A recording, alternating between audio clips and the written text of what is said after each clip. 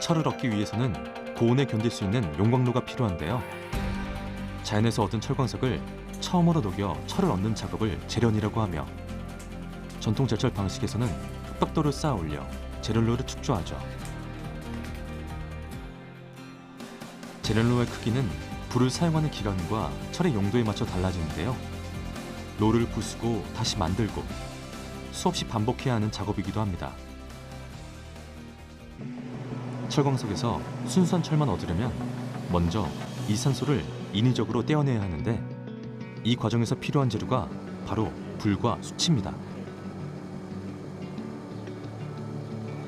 수춘, 불을 지피는 재료인과 동시에 산화철의 산소를 제거하는, 즉 환원제의 역할을 하죠. 탄소 덩어리로 알려진 숯은 철보다 산소와 결합하는 성질이 강합니다. 철광석과 숯을 용광로에 함께 넣고 강한 열풍을 불어넣으면 숯이 타면서 철광석에 붙어있던 산소를 빼앗아 철을 환원시키죠. 수채 성분인 탄소가 산소와 결합해 이산화탄소가 되어 공기 중으로 날아갑니다. 수시간 후 산소를 잃고 쇳물이 되어 불순물과 함께 용광로 밑으로 흘러나오는 철광석. 쇳물이 하루 정도 식고 나면 불순물이 엉켜 굳은 잡새덩어리로 남는데요. 이를 환원철 또는 괴련철이라고 합니다. 이제 이 철덩어리에서 불순물을 없애는 정령 과정이 시작됩니다. 작업이 용이하도록 적당한 크기로 나눠야 하는데 매우 단단하고 질겨 힘이 많이 들어간다고 하는군요. 또다시 불과의 싸움입니다. 괴련철을 이번엔 정연료에 넣고 다시 녹이는 작업. 이때 함께 들어가는 재료가 철광석입니다. 현대의 제철법에서는 탄소 함량을 인공적으로 조절할 수 있지만, 옛날에는 탄소의 양을 줄이기 위해 자연에 들어있는 산소를 이용할 수밖에 없었습니다. 산소를 가지고 있는 철광석을 다시 넣어 이번엔 철 속의 탄소를 연소시키는 거죠. 연한 순철일 때 불에 달궈 매질을 해야 이물질이 잘 빠져나오기 때문입니다. 매질을 하면서 늘어난 철계를 여러 번 꺾어 잡으며 접착시키는 단접 과정. 일종의 용접과 같은 방법이죠. 이렇게 탄생한 고품질의 백령강은 도검을 만드는 데만 사용한다고 합니다. 대장간의 매질 소리가 장인의 다부진 집념이 되어 울려 퍼지고, 쇠는 당금질로 더욱 견고해집니다.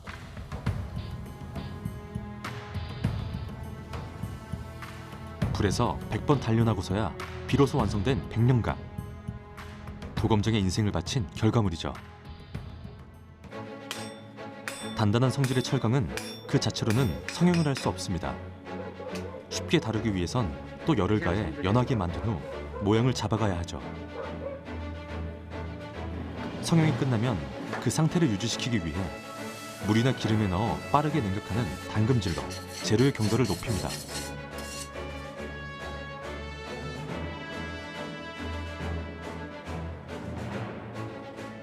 칼 만드는 사람에겐 날을 세우는 것이 생명을 불어넣는 일과 같습니다.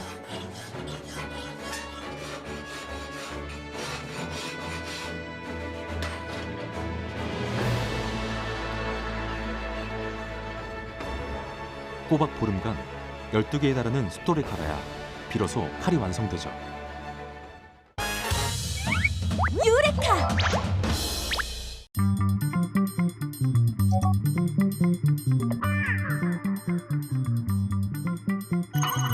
1789년 프랑스. 당시 시장은 혼란 그 자체였다. 당시 프랑스에는 무려 25만 가지의 도량형이 존재했다. 그 현상을 목격한 화학자 라부아지에는 도량형을 통일해야 한다고 생각했는데, 며칠 후 프랑스의 과학 아카데미에서 열린 발표.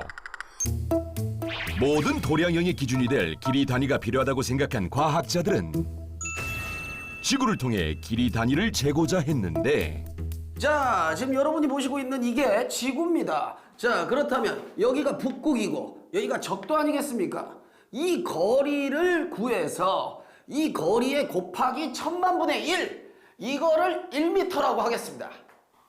잠깐만요. 그럼 북극에서부터 적도까지의 거리는 어떻게 재는 거죠? 자, 좋은 질문이에요. 이 중에서 여기에서 한 이 정도 일부분을 측정해서 전체 거리를 환산을 할 계획입니다. 그 일부분의 거리를 직접 걸어서 측정한 두 사람. 유명 천문학자였던 장 바프티스트 르랑브루와 정부의 지도 제작자였던 피에르 메생이었다. 두 사람은 프랑스 남부 로데즈 지역을 중심으로 측정을 시작했는데 르랑브루는 북쪽으로 덩케르크까지의 거리를, 메생은 남쪽으로 바르셀로나까지의 거리를 실측하기로 했다. 이 작업은 무려 6년이 걸려서야 마무리가 됐고 결국 1799년 1m 측정의 표준이 되는 기구 원기를 만들어냈다. 그 후 전 세계적으로 미터를 쓰는 나라가 늘어났고 1875년에는 17개국이 모여 미터 협약을 체결하기에 이른다. 그런데 모두가 사용하는 미터에 오류가 발견되기 시작했다. 그 이유는 바로 원기가 백금으로 만들어졌기 때문이었는데 기온에 따라 백금이 팽창, 수축하는 바람에 미세하게 길이가 달라졌던 것. 이에 과학계는 큰 고민에 휩싸였는데 빛을 이용하면 될 것 같아. 빛? 라이트? 과학자들은 논의 끝에 진공 상태에서 빛이 이동한 거리를 기준으로 1m를 정했는데 그 결과 1m는 빛이 2억 9,979만 2,458분의 1초 동안 간 거리였다. 아니 그런데 이 시간도 국가마다 다른데 1초는 어떻게 정할 거야? 그러면 이러면 어떨까? 세슘 원자를 이용하는 거야. 아하. 세슘은 은백색의 광택을 가진 금속으로 다른 원자에 비해 진동수가 매우 일정한 것이 특징인데 그럼 세슘 원자가 91억 9,263만 1,770번을 진동하는데 걸리는 시간을 1초라고 하면 되겠네. 그럼 되겠네. 우여곡절 끝에 정해진 기준. 결국 이렇게 현재 미터 계산법이 탄생하게 됐다. 유레카!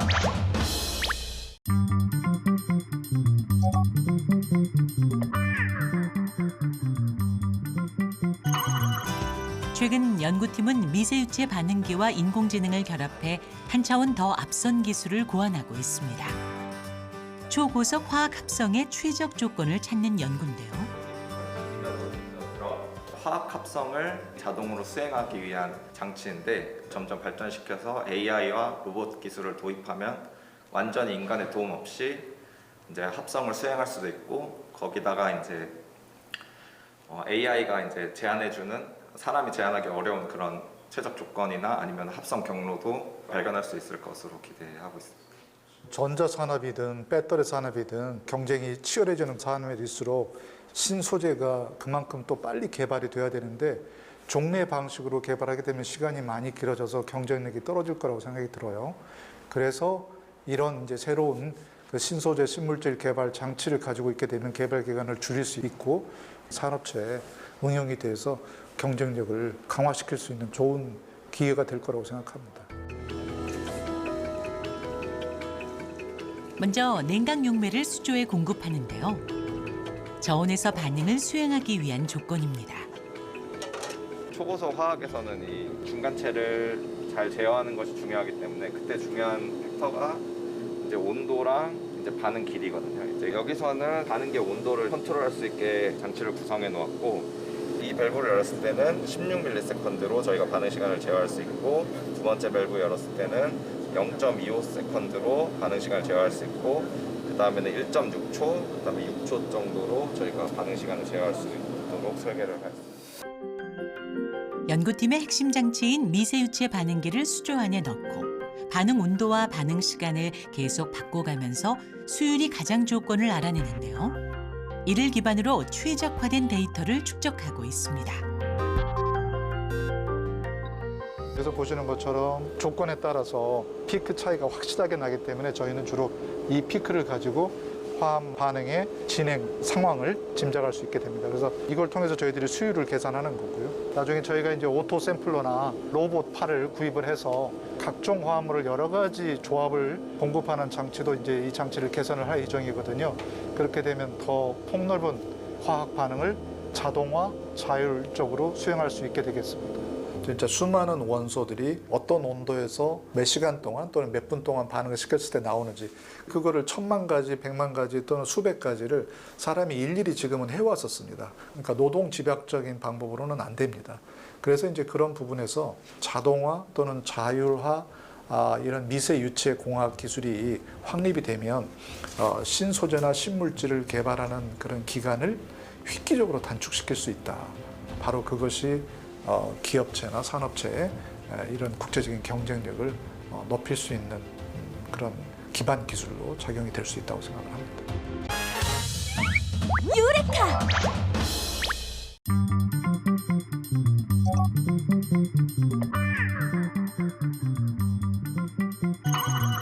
마샤라츠 트리킹 360도로 보면 어떻게 보일까요? 먼저 사이드 스와이프입니다. 어떤 기술인지 360도로 확인해 볼까요? 사이드 스와이프는 옆으로 돌며 점프한 후 공중에서 몸을 비틀어 착지하는 기술인데요. 고정한 머리를 회전축 삼아 몸통을 비트는 동시에 발로 바닥을 차서 회전력을 더하면 이렇게 힘찬 동작이 완성됩니다.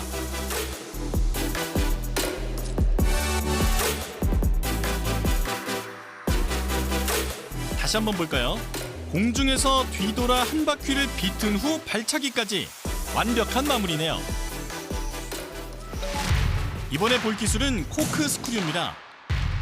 마샤라츠 트리킹하면 제일 먼저 떠오르는 동작이 아닐까 싶은데요.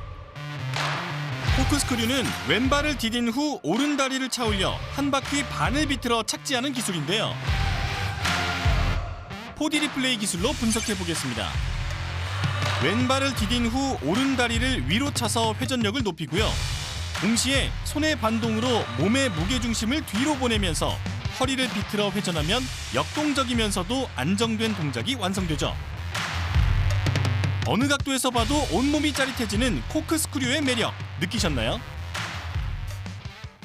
이번엔 회전 기술 중 하나인 옆돌기 훌턴입니다.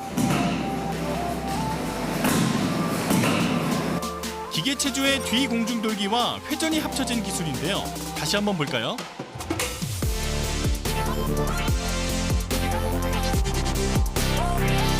이 동작의 포인트는 옆돌기인데요. 옆돌기를 통해 얻은 추진력 덕분에 공중에서 더 강한 회전이 가능해지는 거죠.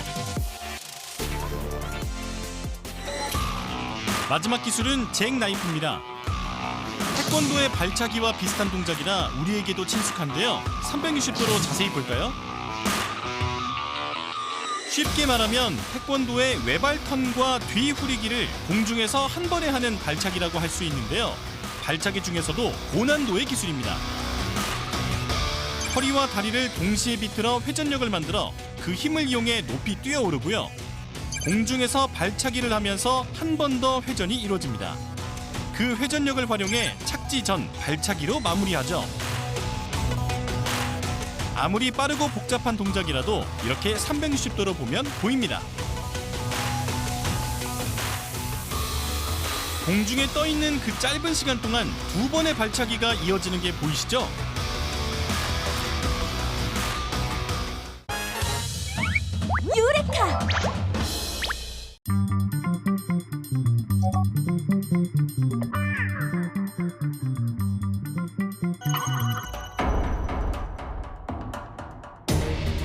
사방이적을 가정하에 만든 본국검.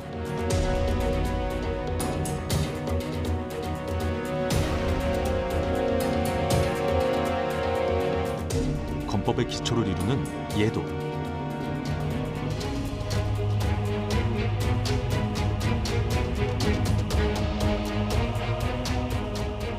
회전력을 극대화시킨 제독검.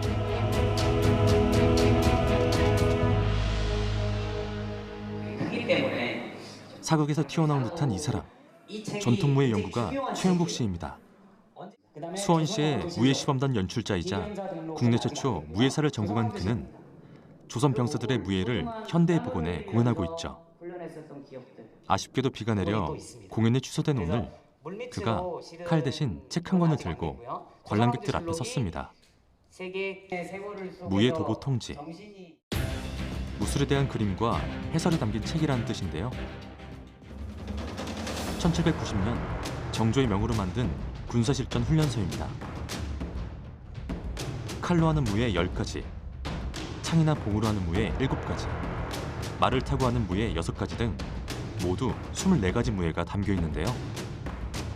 당시 무사들을 키운 기반이 되었습니다. 눈여겨볼 만한 점은 이 가운데 절반이 칼을 쓰는 기술이라는 것이죠.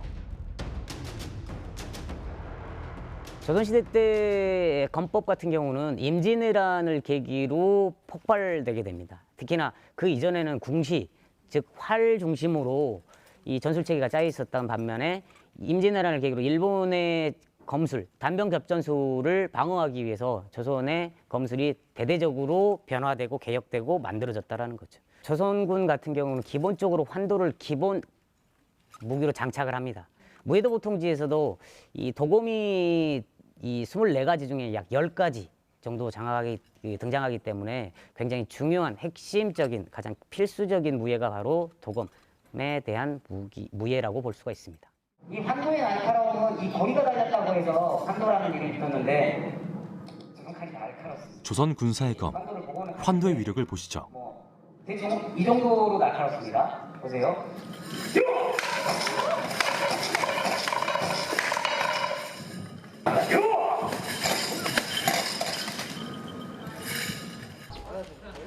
비구름이 걷히고 못됐던 훈련을 채우기 위해 준비하는 시범단원들.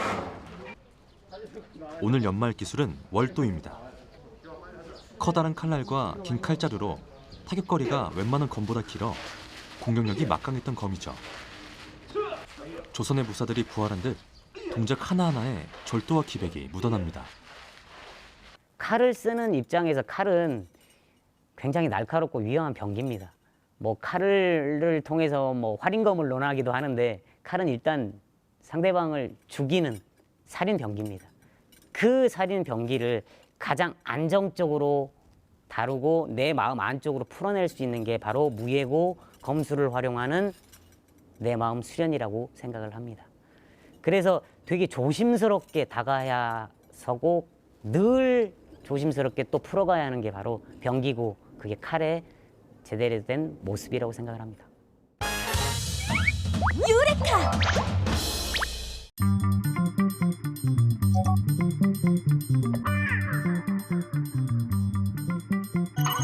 오늘 들려드릴 이야기의 주인공은 곤충학자의 대명사 장앙리 파브르예요.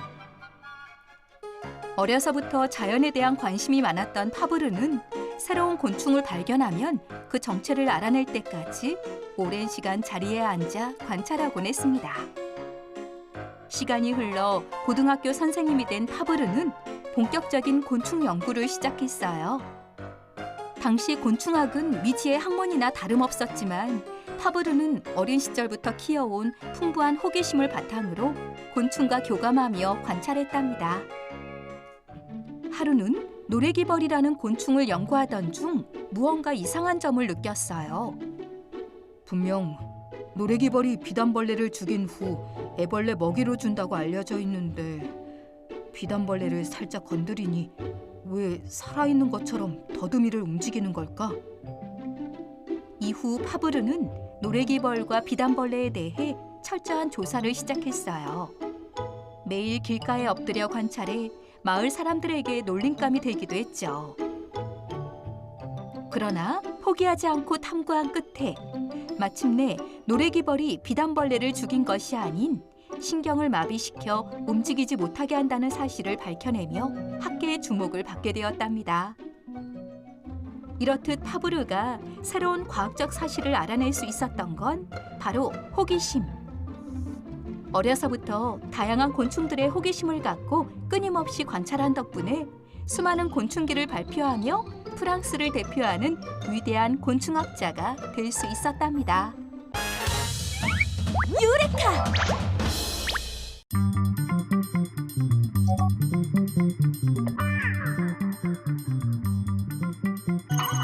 강력한 연구 자석 개발을 위한 특별한 기술. 주 박사는 그 시작을 나노에서 찾았습니다. 여기는 나노 크기의 분말을 바로 합금 상태에서 바로 나노 크기의 분말을 만드는 그런 장비입니다.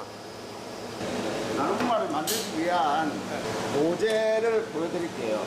이 텅스텐 정도하고 우리 고관이 사이에 모재가 있어가지고 그 둘 사이에 플라즈마가 이제 방전이 되면서 그 모재가 녹아서 이제 올라가게 증발되는 거거든요. 즉, 강력한 플라즈마 에너지를 통해 재료를 증발시키고 이를 냉각시켜 나노 분말을 만드는 것입니다. 내부에 있는 산소를 다 뽑아내는 겁니다. 내부에 있는 불순물을 다 뽑아내는 거죠. 내부에 산소가 남아있을 경우 재료 본래의 성질을 잃어버리기 때문에 산소를 100만 분의 1 이하로 줄이고 아르곤 가스를 넣어 고온의 플라즈마를 발생시킵니다. 됐어.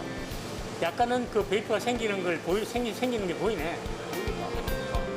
연구팀은 자성 분말 개발을 위해 플라즈마 공법을 접목했습니다. 일반적으로 나노화가 되면 여러 가지 성질이 마이크론에 비해서 굉장히 변합니다. 특히 한 100마이크론 정도의 크기에서 크기 전후를 보면 금이라든지 뭐 은 같은 구리 같은 경우도 마찬가지로 100나노미터 되면 색깔이 완전히 노란색이 빨간색이 된다든지 그렇게 변하는 특성이 있고요. 자기적 성질도 그 어떤 경계를 지나면 굉장히 급격하게 변하고 전기적, 광학적 성질도 변하고 있습니다. 최철진 박사팀이 개발한 플라즈마 공정. 이 공정은 나노 분말을 만드는 기존의 공정을 보완해 대량 생산의 길을 열었습니다. 이러한 그 플라즈마 공정을 최근에는 그 자성 분말을 제조하는 그런 연구도 하고 있는데 실제적으로 보시면 그 자석에 따라서 이렇게 나노 분말이 이렇게 끌리는 자성 분말이 제조되고 있음을 눈으로 볼 수가 있습니다. 원래 저 분말이 자성이 있던 게 아니라 그러면 나노 형태로 되면서 자성을 띠게 된 건가요? 자성의 그 성질이 굉장히 높아지게 되는 거죠. 완성된 재료가 구조적으로 안전한지 확인하기 위해서는 특수한 전자현미경이 필요합니다. 분말의 내부 구조를 지금 전자현미경으로 보고 있는 겁니다. 자성이 높아질수록 구조가 특정하게 변하기 때문에 현미경을 통해 자성의 성질을 가늠할 수 있습니다. 점점 배율이 높아지면서 들어가는 건가요? 네. 12만 배. 12만 배? 네, 40만 배. 지금 까맣게 보이는 것들이 파우더고요. 비어있는 부분은 공간이 아무것도 없는 거예요. 분말의 내부 구조를 더 자세히 살펴보면 특별한 모양을 관찰할 수 있는데요. 자성이 강한 물질은 바로 이런 정방정 구조를 띠고 있습니다. 기존의 이제 정방정 구조가 자기적 특성이 굉장히 좋은 물질이라는 걸 알려져 있지만 어떻게 저 정방정 구조를 거의 100% 정도로 하느냐, 그거는 아무도 세계적으로 시도하지 않고 저희들이 처음으로 저렇게 발견했습니다. 유레카!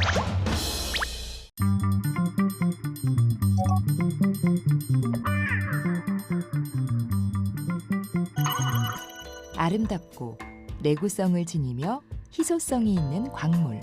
여기서 아름다움이란 보석의 색과 강체, 그리고 투명도를 의미합니다.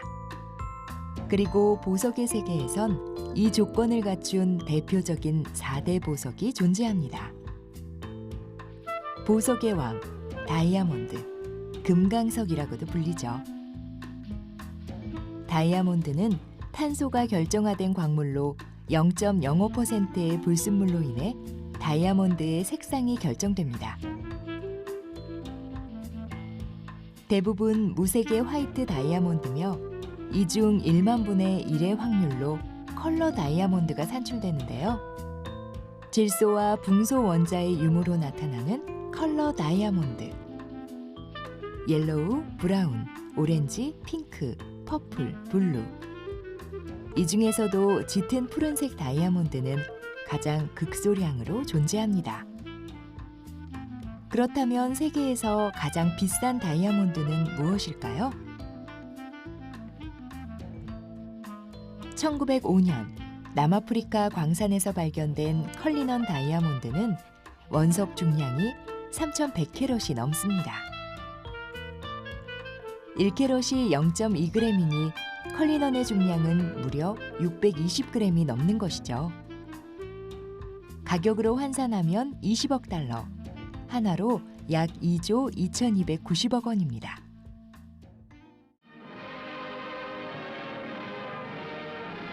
영국 왕실 소유가 된 컬리넌 다이아몬드는 97개로 쪼개졌고 가장 크기가 큰 컬리넌 1은 영국 왕의 대관식 때 사용하는 지팡이에 세팅돼 있습니다.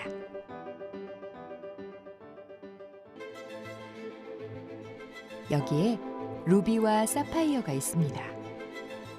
다이아몬드 다음으로 경도가 높은 대표적인 유색 보석이죠. 이 두 가지 보석에 공통점이 있다면 같은 광물이라는 겁니다. 둘 다 산화 알루미늄으로 구성된 무색 투명한 강옥의 색을 내는 요소가 함유된 건데요. 강옥의 색을 띠는 발색소, 크롬이 들어가면 붉은 빛의 루비가 생성됩니다. 특히 비둘기의 핏빛이라고 불리는 피존 블러드 루비가 가치가 높죠. 붉은 빛을 제외한 유색 강옥을 사파이어라고 하는데 푸른 빛을 내는 건 철과 티타늄이 포함됐기 때문입니다. 루비와 사파이어는 색의 선명한 대비만큼 같은 광물이라고 생각하기 어려운데요. 두 가지 모두 강옥이라는 사실은 1800년대에서야 비로소 드러났죠. 생명의 색이라 불리는 에메랄드는 최상품의 경우 다이아몬드보다 가격이 높게 책정될 정도로 가치가 있습니다. 에메랄드의 화학 성분은 베릴륨 알루미늄 규산염인데요. 녹주석 중에서도 녹색을 띠는 것을 에메랄드라고 하고 하늘색을 띠면 아쿠아마린이라고 부릅니다. 이 또한 녹주석이 함유된 발색소에 따라 색이 결정되는 건데요. 에메랄드의 녹색은 크롬 혹은 바나듐에 의해 나타나는 것이죠.